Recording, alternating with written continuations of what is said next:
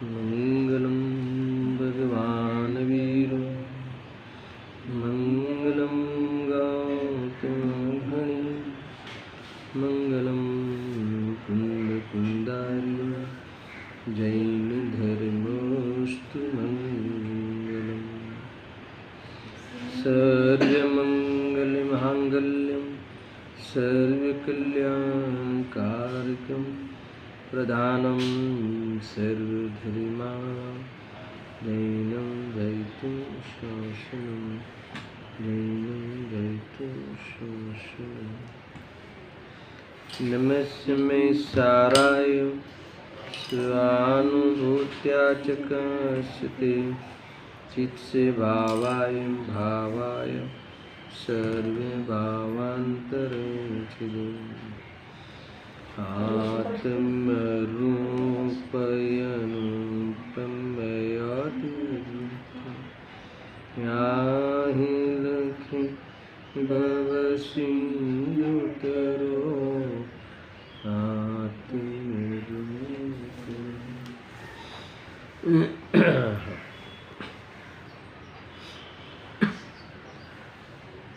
समय सार बंद अधिकार का अंतिम श्लोक आचार्य अमरचंद्र देव समापन में बंद अधिकार के अंत में ज्ञान की महिमा करते हैं,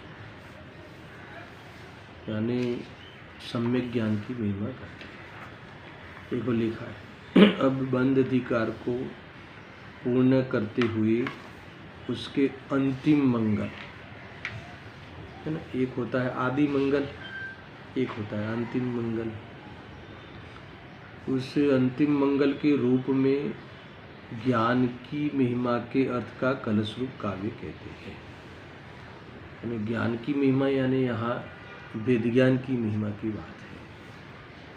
यहाँ एक प्रकार से जो ज्ञान ज्योति स्फुरायमान होती है, ज्ञान में जो विवेक जागृत होता है, तो जो अज्ञान रूप बंधन का जो प्रसंग है वो समाप्त हो जाता है। ये बात यहाँ कही है। देखो यहाँ लिखा ना, ज्ञान की महिमा के अर्थ, तो वेद ज्ञान ही ऐसा पुरुषार्थ है। ज्ञान यानी है वेद ज्ञान लेना, ज्ञान यानी जानकारी रूप वेद ज्ञान, ऐसा नहीं। वेद ज्ञान ही ऐसा पुरुषार्थ है कि जो बंध तत्व की भूल को मिटा सकता है। यहाँ कहते हैं बंध की स्वांग को पहचान सकता है। यानी अभी ये जो स्वांग था, जो बंध का कैरेक्टर था, जो बंध तत्व को ग्रहण करके कठपुतली की तरह नाचता था, आया था ना शुरू में, पर द्रव्य में एकत्व बुद्धि करता हुआ उपयोग को उस के निमित्त से होने वाले राग द्वेष में एंगेज कर देना, समर्पित कर देना, ये भूल थी, ये अज्ञान था। पर जब स्व और पर का भेद ज्ञान होता है, जब अपना पराया का भान होता है, तो पर को लेकर होने वाला ये बंधन, उपयोग का ये बाहर में जो वर्तना रमना राग में, वो सब समाप्त हो जाए। तो इस प्रकार से ज्ञान ने अपना कमाल कर दिया। ज्ञान विज्ञान रूप परिणमित होता हुआ प्रज्वलित हो गया, उदय हुआ, स्फुरायमान हुआ, और इस प्रकार से ऐसे ज्ञान की महिमा करते हैं और ऐसा ज्ञान जीव प्रकट करके अपना कल्याण कर सकता है। ये सारी बातें इसमें कही है। देखो पाठ करते हैं। मंदाक्रांता काव्य है। रागादीनामुदयमदयं धारयत् कारणानां कार्यबन्धं विविधमधुना सद्य एव प्रणोद्य ज्ञान ज्योति क्षपिततिमिरं साधु सन्नद्धमेतत् त्वद्यद्वत्त्व प्रसर प्रमर फरीति तद्यद्वद्वत् प्रसर परम प्रसरम परः कोपि नास्यावृणोति। ये संधि छोड़ना चाहिए तो समझ में आए। तद्यद्वत् प्रसरम परः कोपि नास्यावृणोति। अद्भुत है। हिंदी अनुवाद पढ़ते हैं। पेज नंबर 87 पे है। बंध के जो मूल उन रागादिक भावों को झड़ से उखाड़ने उदीयमान हो रही। स्पष्ट ख्याल में आ रहा है ना?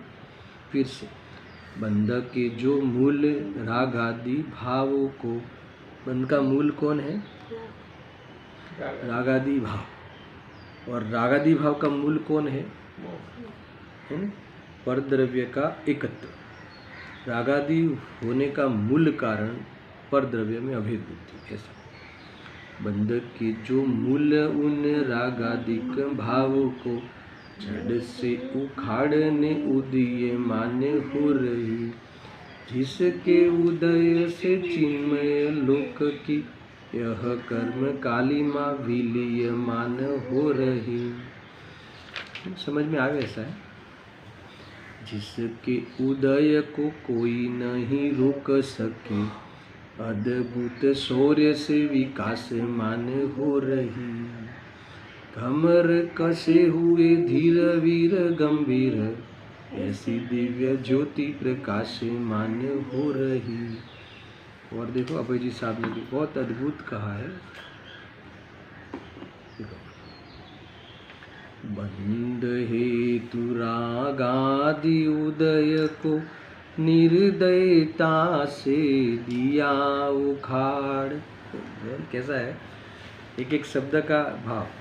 बंद हेतु रागादि उदय को निर्दयता से दिया उखाड़, रागादिक के कार्य बंद सब दूर किए जिसने तत्काल।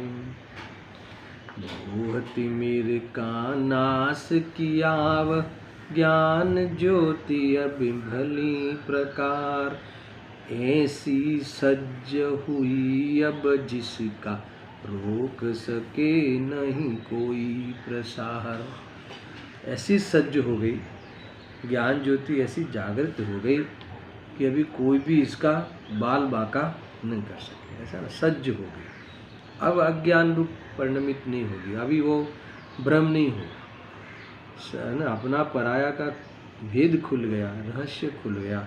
तो क्या अभी इतनी सज्ज होके वर्त रही है कि कैसा भी उदय आवे, कैसा भी ज्ञेय बने, सारी दुनिया ज्ञेय बने, फिर भी एक बार भी सपने में भी वह उसे समर्पित नहीं होगी। ज्ञेयों में, ज्ञेयाकारों में कभी अभी ये अपना जो अप्रभावी स्वभाव जो है, उसका जो प्रकट बना है, उसमें कोई भी खोट नहीं आ सकती। ये क्या है? कोई भी अब ऐसा है ना, जो युद्ध के मैदान पे जो अखाड़ाई है ना, वैसे ही भी रंगभूमि, तो ये इतनी सज्ज होकर बैठी है, यानी तैयार होकर, जागृत होकर ज्ञान ज्योति उदय हुई है कि अब उसे कोई भी बाह्य का उदय भ्रमित नहीं कर सकता। कोई इसका कुछ रोक नहीं सकता, इस पर आवरण नहीं आ सकता, ढंक नहीं सकता, है ना। कभी कोई भी कर्म उसे छू नहीं सकता,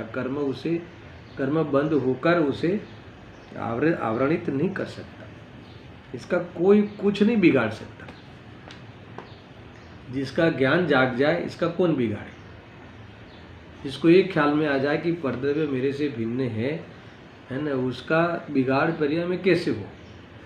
यानी बिगाड़ तो राग द्वेष से होता है। राग द्वेष होने का कारण नहीं मिला, परद्रव्य का लक्ष्य छोड़ दिया, और वितरागता होने का कारण मिल गया, यानी स्वरूप का भान हो गया। तो अभी इसमें इसका कोई, देखो, बिगाड़ संसार का विकास से होता है। अब इसके संसार नहीं होगा, इसका अर्थ है कि कोई इसका प्रसार रोक नहीं सकता। अब ज्ञान ज्योति ऐसी प्रकट हुई है कि वह ज्ञान ज्योति मूल ज्योति से, यानी एक प्रकार से ये केवल ज्ञान ज्योति तक चली जाएगी। इतना विकास होने वाला है, वहाँ तक अभी इसका रुकाव नहीं है, ऐसा कहा है। अद्भुत है। देखो मैं श्लोकार्थ पढ़ता हूँ। श्लोकार्थ है, फिर भावार्थ है, इसके बाद गुरुदेव जी के प्रवचन के अंश पढ़ेंगे, इसके बाद फिर से टीका लिखी, इस श्लोक की टीका एक आधी पंक्ति, फिर भावार्थ लिखा, कितना वो टीका का, फिर भावार्थ लिखा। पहले श्लोक उसका अर्थ, फिर श्लोकार्थ के ऊपर भावार्थ, इसके बाद वापस पुनः आचार्य अमृतचंद्र देव ने टीका लिखी श्लोक पर, और उस टीका पे वापस भावार्थ का ने भावार्थ लिखा। क्या गजब है। और इसके बाद फिर एक सवैया काव्य लिखा भावार्थ का, फिर बंद अधिकार का समापन हुआ। एक श्लोक में बे टीका। हाँ, टीका तो लिखते ही नहीं ना श्लोक में, तो इन्होंने टीका लिखी। अब टीका लिखी तो भावार्थकार नहीं चूके कि हम भी भावार्थ लिखते, आपकी टीका समझ में आया ना। फिर वो भावार्थ में वापस उन्होंने एक सवैया काव्य लिखा, समझ में आया ना। गजब है यानी, देखो कितनी महत्वपूर्ण बातें होती है। इन बीच में जो गुरुदेव जी के प्रवचन का अंश है वो भी हम पढ़ेंगे। इस प्रकार से हम भी इस बंद अधिकार की पूर्णाहुति करेंगे। बंद की पूर्णाहुति यानी इसका अर्थ है कि मोक्ष का प्रकट होना, तुरंत मोक्ष अधिकार जो हमारा प्रकट करने रूप अधिकार है, इसकी भी अलग शैली से यहाँ विचार किया गया है। उस समय अपन इसका विचार करेंगे। देखो श्लोकार्थ पढ़ता है। बंद के कारण रूप रागादि के उदय को निर्दयता पूर्वक यानी उग्र पुरुषार्थ से विदारण करती हुई उस रागादि के कार्य रूप है ना, रागादि के कार्य रूप ज्ञानावरणादि अनेक प्रकार के बंध को अब तत्काल ही दूर करके यह ज्ञान ज्योति कि जिसने अज्ञान रूपी अंधकार का नाश किया है, वे भली भांति सज्ज हुई, ऐसी सज्ज हुई कि उसके विस्तार को अन्य कोई आवृत नहीं कर सकता। है ना, पूरा पैराग्राफ एक ही सेंटेंस में है ना। एक एक शब्द को मैं पढ़ता हूँ, समझ में आ गया। ऐसा देखो, बंधन का कारण कौन है? बोलो, समझ में बेटा, प्रश्न सुनो। बंधन का कारण कौन है? देखो, बंध का फल दुख है, इतना समझ लो। मगर बंध क्यों होता है? हम क्यों बंधे हैं? संसार में बंधन क्या है ना। बाल बच्चे बंध के कारण हैं, यहाँ कहते हैं कि नहीं, यहाँ मोह राग द्वेष बंध का कारण है। यानी उस स्वभाव को भूलकर बाल बच्चे को अपना लेना, अपना मान लेना, ऐसा भ्रम पूर्वक राग द्वेष होना, वो बंध का कारण है। यानी इन्होंने डायरेक्ट लिख दिया कि वो रागादि के उदय को, बंध के कारण रूप रागादि के उदय को, ये बंध का कारण कौन है? रागादि का उदय होना। अभी क्या करना चाहिए? अब ये तो ज्ञान की महिमा करनी है ना, तो क्या उसे निर्दयता पूर्वक विदारण करती हुई, ये शब्द डाला निर्दयता, समझ में? निर्दयता नहीं कहते इसके पास तो हृदय ही नहीं है, इसके पास तो कोई भावुकता ही नहीं है। क्या कहते हैं कि ये तो क्वालिटी है। वितराग हो जाना, इसका अर्थ ये है कि राग के निर्दयता पूर्वक नष्ट करना। नहीं, एक साधर्मी प्रत्यय तो राग रहना ही चाहिए, है ना। तुम भले तुम जो संसार के जो पांच इंद्रिय के भोग विषयों में निमित्त है, ऐसे बाह्य संसारिक लोगों को तुम ऐसा कर दो कि निर्दयता से रहो, वो तो ठीक है। मगर साधर्मी है, देव शास्त्र गुरु है, तो उनके प्रति तो अहोभाव है ना, उनके साथ कैसे निर्दयता से रहे? तो ऐसा कहते हैं कि ऐसा नहीं है, वो उनके लक्ष्य से राग होता है, इसमें तेरा अहित है। तो इसीलिए राग का अभाव करना ही इसका उग्र पुरुषार्थ है। देखो, कोई भी जीव पाप परिणाम से तो कदाचित छूटना चाहता है, पर पुण्य परिणाम रखना चाहता है, इसलिए निर्दयता उग्र पुरुषार्थ वहाँ लगता है कि नहीं, ये तो देवशास्त्र गुरु के प्रति तो हमारा राग हमारी पूजा भक्ति भावना उनके प्रति होनी चाहिए। तो ये कहते हैं कि उससे तेरा संसार बढ़े। क्या कर लोगे? चलो उससे क्या होगा? विकल्प ही तो उत्पन्न होते हैं। कर लिया था ना, उससे तो विकल्प की उत्पत्ति होती है, निर्विकल्प नहीं हुए ना। तो कहते हैं कि वितराग होके, ये है ना, रागादि के उदय को निर्दयता पूर्वक विदारण करती हुई, विदारण यानी नष्ट करती हुई अथवा तो विभाग करती हुई, कौन? ज्ञान ज्योति, भिन्न अनुभव करती हुई रागादि भाव को एक समय के लिए भी, है ना, एक समय के लिए भी कैसा भी राग आवे, तप का राग आवे, 28 मूल गुण पालन का राग आवे, कैसा भी विकल्प आवे, कैसा भी राग आवे, एक समय के लिए भी वो कार्यकारी नहीं मानना, ये इसकी निर्दयता है, ये इसकी वास्तव में उज्ज्वलता है, यही वास्तव में पुरुषार्थ है, यही पुरुषार्थ की उत्कृष्टता है। तुम्हें ऐसा लगे कि नहीं नहीं, तो देखो दो प्रकार के लोग होते हैं कि नहीं नहीं ये राग छोड़ना कठिन पड़ता है। एक तो ऐसा है कि देखो कठिन पड़े मगर है तो दुखदायी, है ना।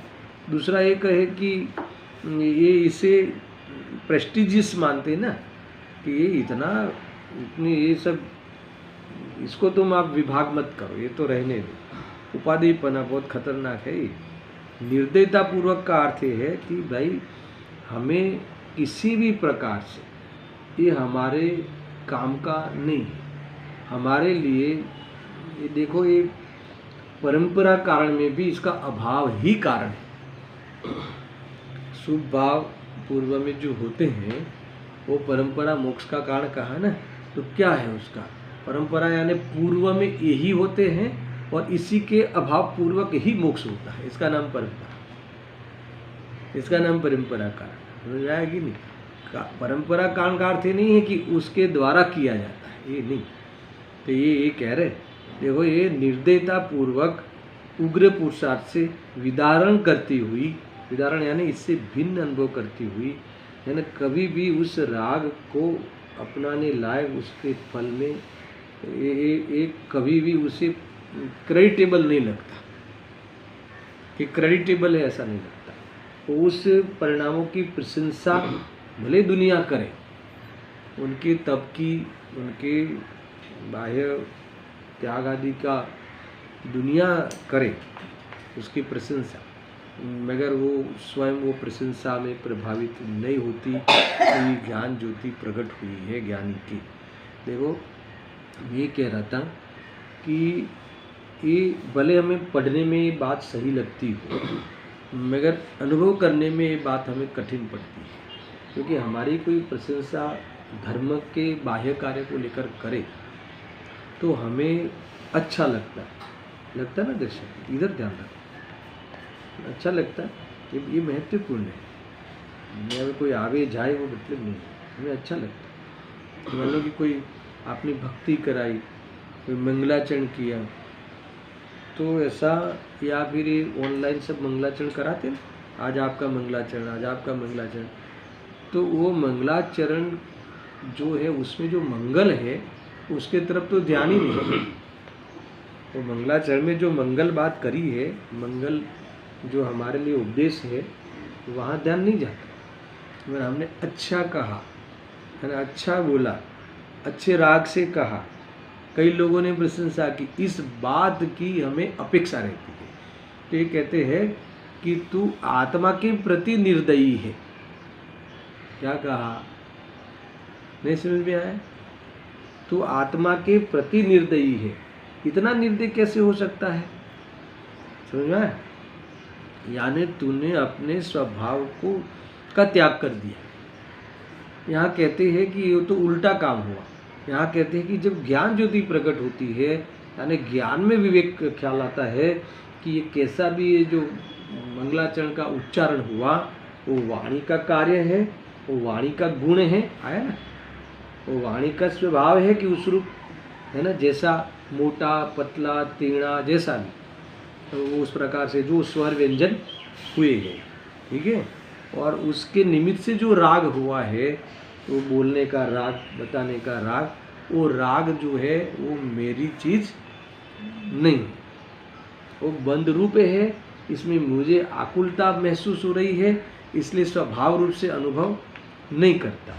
अगर इस प्रकार से उस राग और बाह्य क्रिया की निर्दयता से अपेक्षा छोड़ देवे, उसके तरफ कोई भी भाव नहीं बने, इसके प्रति कोई भी पक्ष नहीं आवे, इसके प्रति कोई भी लगाव नहीं रहे, इसका नाम है वितरागता, पुरुषार्थ। यही निर्दयता है, वही उसने अपने आत्मा की महिमा करी। ज्ञान ये है ख्याल में। अब आप सब भी लगा लेना, आप पढ़ते हो, पढ़ाते हो, जो भी इस फील्ड में भी, धर्म फील्ड में भी और लौकिक फील्ड में, तो क्या कहे, इसमें तो मैंने अच्छे लड्डू बनाएगी, मैंने अच्छे पूरन पूड़ी बनाएगी, कोई उसका तो बोल ही नहीं। पर ये यहाँ आकर भी धर्म क्षेत्र में भी मैंने अच्छा बोला, बुलवाया, ये सब अटकने के मार्ग है। तो ये कह रहे कि जो ये निर्दयता पूर्वक उस जो बंध के कारण है, जो स्वभाव से दूर रखने के कारण है, चाहे पूजा पाठ के रूप में हो, चाहे भगवान की भक्ति के रूप में हो, चाहे स्वाध्याय कराने के रूप में हो, क्योंकि वो सारे निर्दयता पूर्वक विदारण करती हुई, उससे भिन्न अनुभव करती हुई, उससे त्याग करती हुई, है ना, ज्ञान ज्योति प्रकट होने वाले, सुनना, करती हुई उस रागादि के कार्य रूप। रागादि के कार्य क्या है? रागादि से क्या होने वाला था? कर्म बंधन। कार्य रूप ज्ञानावरणादि अनेक प्रकार के बंध को अब तत्काल ही दूर करके, है, अभी बंद होता ही नहीं उससे, वो अनंतानुबंधी होता ही नहीं, स्वरूप में रहे तो अप्रत्याख्यान आदि भी नहीं होते, और बस, है ना, ज्ञान में रहे, ज्ञान में समर्पित रहे। ज्ञान में रहने का अर्थ क्या है? ज्ञान सब जानते हुए भी कसाय न करे, कसाय रहित जाने, है ना, इसका अर्थ है ज्ञान में रहे, कसाय रहित होकर जानने रूप अपना कार्य ईमानदारी से करे।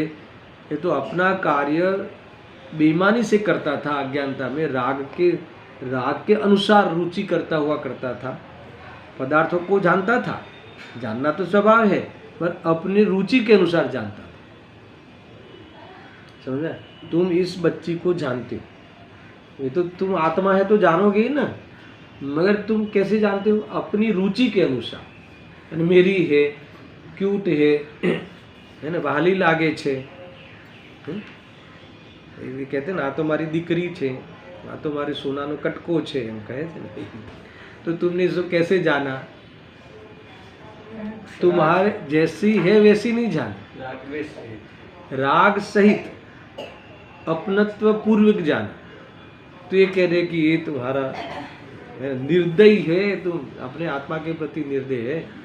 मगर जब इस, देखो, परद्रव्य के प्रति निर्दय नहीं होना है, मगर ये जो राग तुम्हारा, ये जो खोटा चिट्ठा, कच्चा चिट्ठा था ना, उसके प्रति अगर निर्दयता आ जाए, निर्दयता से उसे छोड़ो, तो तुम्हारे उस निमित्त से बनने वाले कर्म को तत्काल छोड़ती हुई ज्ञान ज्योति अपने प्रकाश करती हुई, है ना, ऐसा जैसा दूध का दूध और पानी का पानी करती हुई, है ना, दूध और पानी मिले हुए हैं ना, फिर भी दूध का दूध और पानी का पानी समझ में आ गया कि क्या दूध है क्या पानी है, करती हुई ज्ञान ज्योति अब भ्रम को छोड़ती हुई प्रकट हुई, और जो ऐसी जो ज्ञान ज्योति प्रकट होती है, वो अपना स्वभाव का सेवन करती हुई निराकुलता को प्राप्त होती है। ज्ञान ऐसा है ना, अद्भुत बात। देखो करके यह ज्ञान ज्योति कि जिसने, अब सुनना, एक एक विशेषण, अज्ञान रूपी अंधकार का नाश किया है,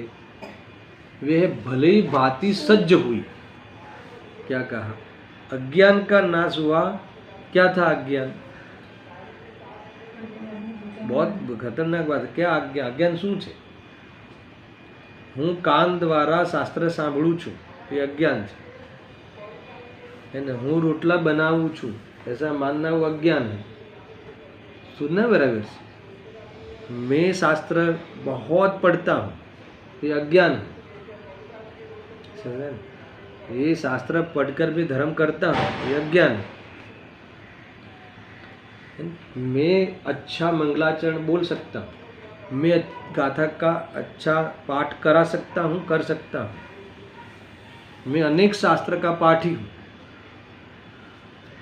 ये समझ में, गजब की बात है। मैं व्यापार चलाता हूँ, मैं धन कमाता हूँ, तो कहते हैं कि ये तू परद्रव्य के कार्य का कर्ता बनना, ये सब अज्ञान था। अब क्या हुआ, पता चला कि वो सब कार्य तो होने रूप उस पुद्गल का ही गुण है और मेरे में जानने का गुण है, यानी जानने रूप कार्य है, गुण यानी परिणाम।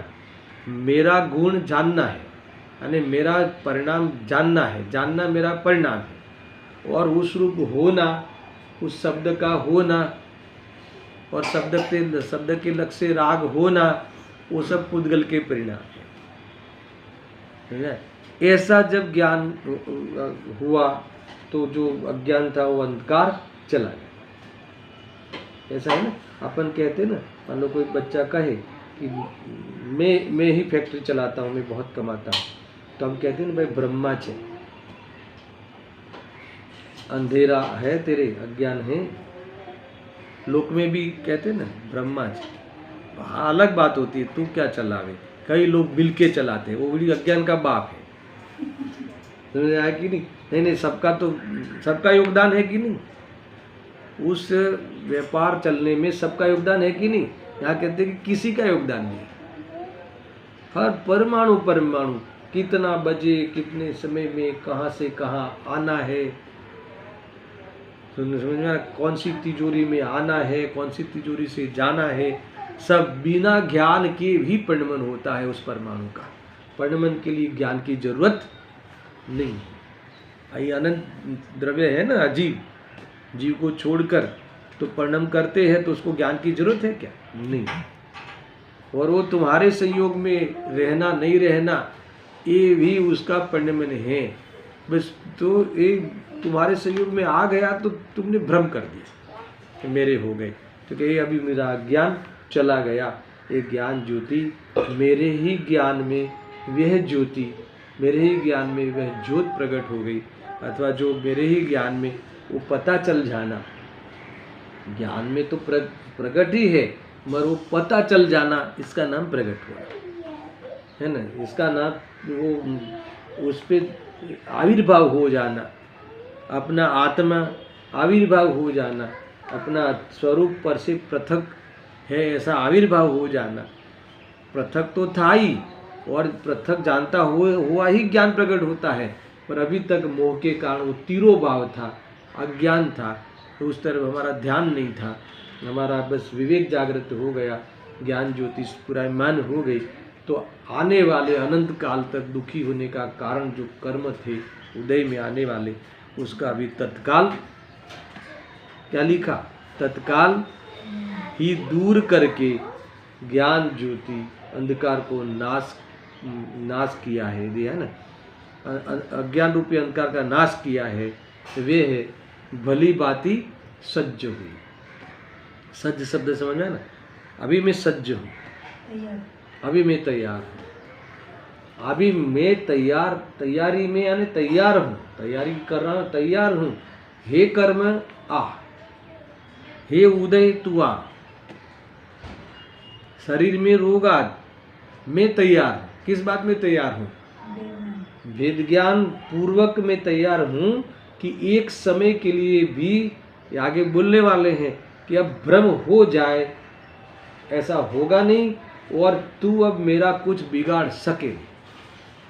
अब मैं मोहित नहीं होने वाला, अब मुझे तेरी जाल में फंसने वाला नहीं हूँ। ज्ञान ज्योति को लेकर यह कह रहा है, ज्ञानी अनुभव कर रहे हैं कि शरीर में रोग आ गया तो दुख होने का कारण है ही नहीं, अभी मैं तैयार। ये है, जबरदस्त है ना। भली बात ही सज्ज हुई। कैसी सज्ज हुई? सुनना। ऐसी सज्ज हुई कि अस्य प्रसरम अपरह कह अपि न आवृणोति। ऐसी सज्ज हुई कि अभी आवरण आने का कोई चांस नहीं है, अपना विस्तार को अन्य कोई आवृत नहीं कर सकता। अभी मुझे फैलने में, अभी मुझे अपना विकास करने में, केवल ज्ञान ज्योति रूप परिणमित होने में कोई भी आवरण नहीं हो सकता।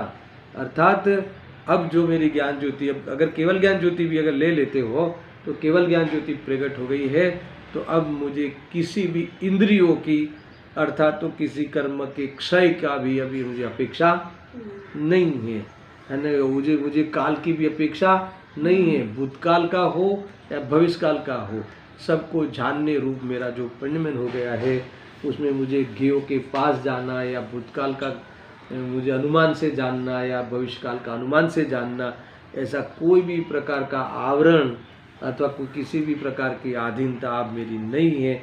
ऐसी केवल ज्ञान ज्योति प्रकट हो गई। अगर केवल ज्ञान ज्योति लेना है तो ये ले लो, वेद ज्ञान ज्योति लेना हो तो ऐसा लो कि भाई वेद ज्ञान ज्योति प्रकट हुई है, इसीलिए अब मेरे अपने स्वरूप के विस्तार का तुम अड़चन नहीं हो सकती, है ना। मैंने कई बार पहले कहता था कि सम्यक ज्ञान ना आड़े कहीं आओ तू, सम्यक ज्ञान ना आड़े सुआ। तुम्हारा ज्ञान सम्यक हो गया तो फिर तुम ऐसा अनुभव कर सकते हो कि फलाना व्यक्ति मुझे नड़ता है, वो कॉम्पिटियर मुझे नड़ता है ना।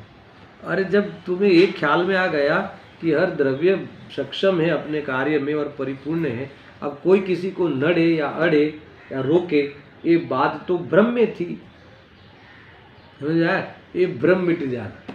देखो बाहर निमित्तिक बातें बहुत होगी, कारीगर नहीं आया इसलिए नहीं हुआ, मिस्त्री नहीं आया इसलिए फर्नीचर नहीं हुआ, आज सोनी नहीं था, सोनी बोले मेरे कारीगर नहीं आए इसलिए गहने नहीं बने। हमें लगता है कि इसके कारण रुका, ये कहते हैं कि गलत। अगर तुम जानते हैं ना, अगर तुम्हें अनुभव होता ना, वो गहना बनने का अपना स्वयं स्वकाल में बनता ही है, बनने रूप वो स्वयं परिणमता है, उसमें मेरे क्या है, इसमें मुझे क्या लेना देना। इतना तुम्हारा संबंध अगर से अंदर से निकल जाए तो तुम जंगलवासी, वनवासी, आत्मावासी हो सकते हो, इसके अलावा तुम नहीं हो सकते। कितने झमेले में रहते, ऐसा करो वैसा करो वैसा करो वैसा करो, कुछ समझ आया कि नहीं। ये देखो ये जबरदस्त सज्ज हुई। देखो इसे अपने विस्तार को प्राप्त करने के लिए कोई नड़ नहीं सकता। सम्यक ज्ञान नहीं आड़े काई नहीं आओ, उसे ही सम्यक ज्ञान कहते हैं। अगर तुम्हारे आड़े कोई आवे नहीं, जो छोकराओ नाना छे तो हमारा सम्यक दर्शन नहीं करिए, ऐसा है क्या, है ना। नहीं अभी तो कुटुंब कबीले हैं जरा, तो फिर अब अभी दीक्षा नहीं लेंगे, है ना। उनके कारण नहीं ले रहा हूँ, बाल बच्चे छोटे हैं, तो देखो ऐसा होता ना तो कोई दीक्षा ही नहीं लेता। आज तक कोई सिद्धालय में होता ही नहीं, समझ में आया कि नहीं। इसीलिए ये सब गलत है। तुम राग के कारण रुक सकते हो, पर के कारण नहीं रुक सकते, और स्वभाव के कारण नहीं रुक सकते। पर में राग के कारण रुक सकते हो संसार में, इस कर्म के बीच में, कर्म के फल के बीच में। यहाँ कहते हैं कि अब ऐसी भूल मेरे से नहीं होगी, मैं अपना विस्तार, मैं अपना विकास, अब मेरा रुकने वाला नहीं है ना। अन्य कोई आवृत नहीं कर सकता। देखो अभी इस श्लोक का भावार्थ पढ़ लेता हूँ मैं, इसके बाद बुद्धिसी का प्रवचन ले लूँगा, फिर हम वापस भावार्थ ने जो कहा है ना वहाँ आते हैं। और अलग टीका लिखी है, पढ़ लेते थे। अब ज्ञान प्रकट होता है, रागादिक नहीं रहते। देखो ऐसा कहीं नहीं लिखा कि अब ज्ञान नहीं होता, वर्ष क्या लिखा, अब ज्ञान प्रकट होता है। प्रकट होता है यानी ज्ञान विकास को प्राप्त। ज्ञान विकास એટલે શું संकेत कोई बताएगा यहाँ? ज्ञान का विकास होना, ज्ञान का प्रकट होना, इसका अर्थ क्या? ज्ञान बढ़ने का नाम ज्ञान का विकास होना है, ऐसा नहीं। ज्ञान का विकास अर्थात ज्ञान का प्रकट, ज्ञान का स्फुरायमान होना है, राग रहित जानना होना। ये ज्ञान का सम्यकपना है, ये ज्ञान, ये सम्यक ज्ञान है, वेद ज्ञान ज्योति है, ये ज्ञान ज्योतिष की स्फुरायमान है। ज्ञान तो बंद नहीं होता, ज्ञान तो होता ही है, मगर पहले ज्ञान कैसे होता था, है ना। ज्ञान जो अप्रगट, प्रकट नहीं होना, अज्ञान रूप परिणाम, किसी न किसी को लेकर राग करके ज्ञान करता था। अब ज्ञान तो करता है मगर राग रहित ज्ञान करता है। आया ख्याल में? वही बात आएगी, आप वही सेट होगी। तो देखो लिखा है ज्ञान प्रकट होता है, उसका अर्थ राग आदि नहीं रहते, जानते नहीं, ऐसा कहीं नहीं मिलेगा। ये बहुत विकृति आ गई, चर्चाओं में कि है ना, पर को जानता ही नहीं। यहाँ कहते हैं कि पर को राग सहित नहीं जानता, पर को जानता है मगर राग नहीं होता। एक ज्ञान का यथार्थपना, एक ज्ञान का सम्यकपना, एक ज्ञान ही यही ज्ञान का प्रकटपना, ज्ञान का यही ईमानदारीपना, जब तक तुम राग सहित जानते हो, एक ज्ञान का बेईमानपना है, अज्ञानपना। तुम्हें क्या अधिकार, एक बुक मेरी है ऐसा जानो, है ना। बुक से भिन्न आत्मा को जानो, आत्मा से भिन्न बुक को जानो, बुक जैसी है वैसी जानो, आत्मा जैसा है वैसा जानो। ये क्या क्या हो गया, राग रहित जानना हुआ। तो इससे बंद नहीं होगा आगामी, इससे उपयोग व्यस्त नहीं रहेगा वर्तमान में, और उससे आकुलता नहीं होगी, निराकुलता का फल मिलेगा निरंतर में जाकर। जहां भी तुम्हारा राग को लेकर जानना नहीं होता है, कोई किसी पदार्थ क्योंकि उस पदार्थ को अपना नहीं मानते, ऐसा नहीं है तुम वितरागी हो गए, वो तो कोई पदार्थ को अपना मानना, कोई पदार्थ को अपना नहीं मानना, तो ये तो भूल ही है। मगर मैं इस उदाहरण के रूप में लेता हूं कि जहां तुम कोई पदार्थ को अपना नहीं मानते, तो वहां तुम्हें राग सहित जानना नहीं बनता, होता कि नहीं होता। तो यहाँ तो जिसने स्वभाव के आश्रय से राग ही नहीं रहा, अब कोई पदार्थ स्व, कोई पदार्थ पर ऐसा अज्ञान ही नहीं रहा, मैं स्व और बाकी सब पर ऐसा ज्ञान प्रकट हो गया, तो भले ना लोकालोक जल के लोकालोक को जानने रूप प्रवर्ते, मगर वो ऐसा प्रकट हुआ कि राग रहित होकर जानने रूप प्रवृत्त हुआ। एक ज्ञान का शुद्धपना है, ये उपयोग शुद्ध है, ये शुद्धोपयोग है। ख्याल पूरा तुम्हारा यही थीम बैठेगी। देखो, जब ज्ञान प्रकट होता है, रागादि नहीं रहते, उनका कार्य जो बंद वह भी नहीं रहता। अब रागादि नहीं रही, मात्र जानना रहा, मात्र जानना। मात्र जानने का अर्थ क्या, राग रहित जानना, वो करने की बुद्धि पूर्वक जानना नहीं रहा। जानना तो रहा, जानना क्यों रहा, क्योंकि स्वभाव है। अच्छा, राग क्यों नहीं रहा, क्योंकि विभाव है। मगर क्यों नहीं रहा, क्योंकि भेद ज्ञान हुआ। समझ में आया ना, विभाव तो है मगर स्वभाव और विभाव का भेद ज्ञान हुआ, इसीलिए स्वभाव का पक्ष बना और राग नहीं रहा। देखो, तुम मनोविज्ञान से सोचना, दर्शन मनोविज्ञान से सोचना, जहां हमारा कोई भी प्रकार का लाभ नुकसान नहीं हो, तो वहां हमारा जानना कितना सहज होता है। वहां हमें बिना आकुलता के जानना होता कि नहीं होता, जान लेते हैं। तो ऐसा जान लेना तब बनता है कि वास्तव में स्वभाव के बल से राग नहीं। समझा? खैर, वहां भी तो बिना आत्मा के ज्ञान तो जहां भी जाने वहां कुछ न कुछ तो कल्पना ही करता ही है ना। अप्रयोजनभूत हो, अपनी आजीविका नहीं हो, तो भी निंदा के रूप में देखता है। मगर एक जो कड़ी है आकुलता वाली, जो अपनी चीज खो जाए, वो वाली तो समझ में आती है कि वहाँ नहीं होता, क्योंकि वहाँ उस जाति का राग नहीं होता। नहीं ना, यदि भी कोई राग से अभाव होगा ऐसा नहीं, उदाहरण के रूप में समझना। मगर जो व्यक्ति का समस्त राग लूट जाए, समस्त राग अभाव हो जाए, फिर समस्त दुनिया जानने में आवे, तो उससे क्या है। देखो, अभी तुम्हारे जानने में फोन आया तो तुरंत उसके पैर नहीं पड़े, ध्यान रखना स्क्रीन खराब हो जाएगी, कितनी चिंता के साथ जानते। अच्छा, यही चीज सर्वज्ञ जानते कि नहीं? तुम तो जब नजर लगाओ, तुम्हारी इंद्रिय भिड़े तब जानते हो।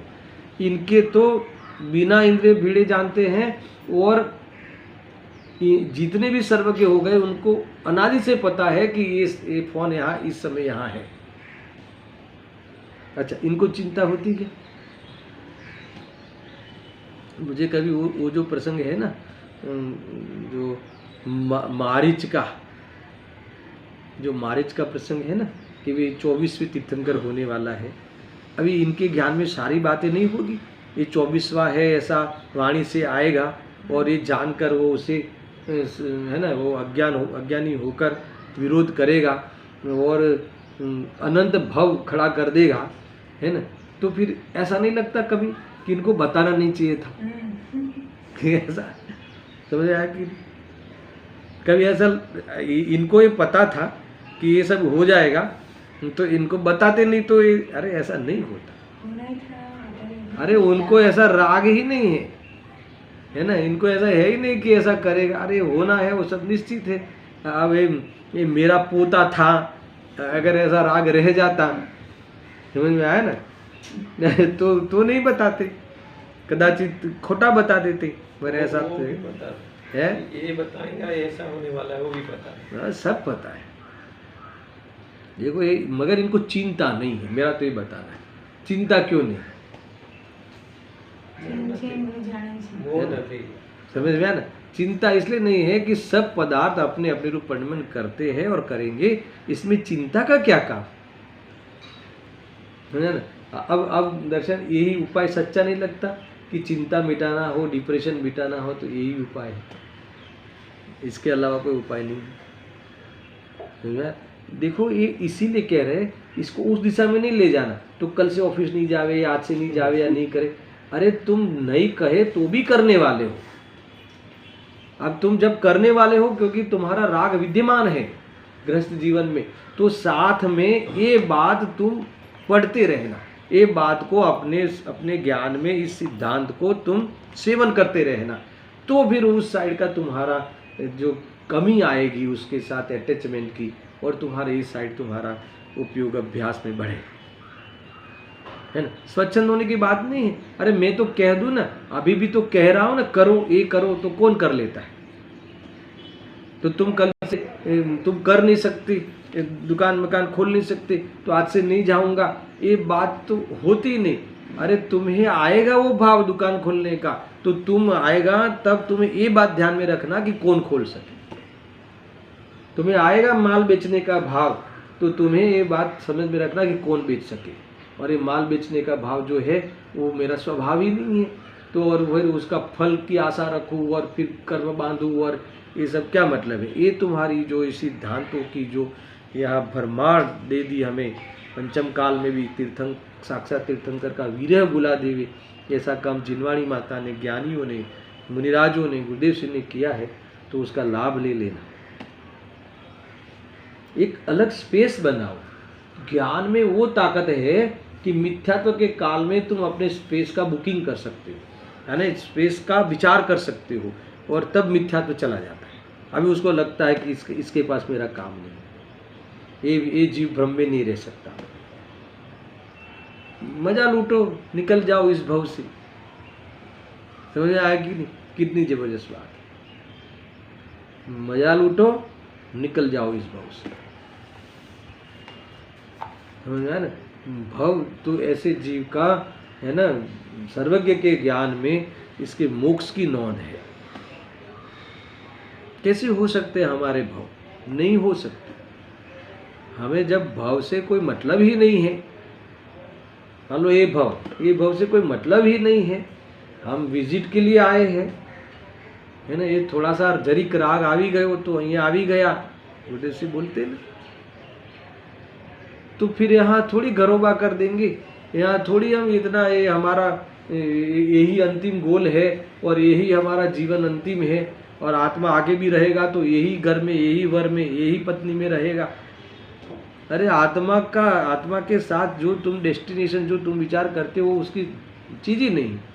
जब ये पता चल जाए तो उससे क्या मतलब है? भव से क्या लेना देना, उदय से क्या लेना देना, दुनिया से क्या लेना देना? अगर ये भाव समझ में आएगा ना, तो हर जीवों के प्रति समता भाव आ जाएगी। ये बाह्य फायदा कह रहा हूँ, 8 अंग होते ना सम्यक दृष्टि की, ये है बाह्य लाभ, बाह्य भी इसका जीवन हो जाता। फिर तुम्हें ये करोड़पति है या ये रूढ़पति है, ऐसा भेद से क्या मतलब मेरे?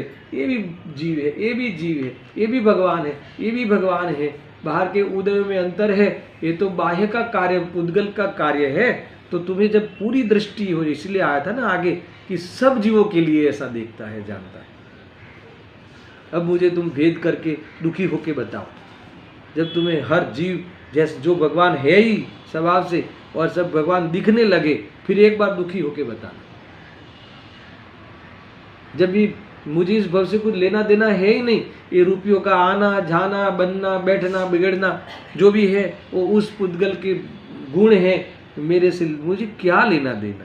अगर तुम्हें ये तुम्हारा टोन, ये तुम्हारा सत्य अंदर में प्रकाश हो जावे जीने का, फिर मुझे दुखी होके बता। उसका सुखी होना निश्चित है, उसका दुख, उसे दुखी नहीं होना वो निश्चित है। ये ज्ञान ज्योति की कमाल है। ये ज्ञान ज्योति प्रकट कर सके ऐसी क्षमता हमारे पास,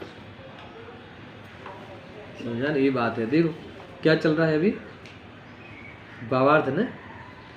जब ज्ञान प्रकट होता है, राग आदि नहीं रहते, उनका कार्य जो बंद वह भी नहीं रहता, तब फिर उस ज्ञान को आवृत करने वाला कोई नहीं रहता, वह सदा प्रकाशमान ही रहता है। फिर उस ज्ञान को चैलेंज करने वाले कर्म, ढंकने वाले निमित्त में कर्म, या उसे भ्रमित कराने वाला कोई कर्म उसके साथ बंधता भी नहीं, आता भी नहीं। जुने थे वो निजरा हो गई, नए बंधते नहीं।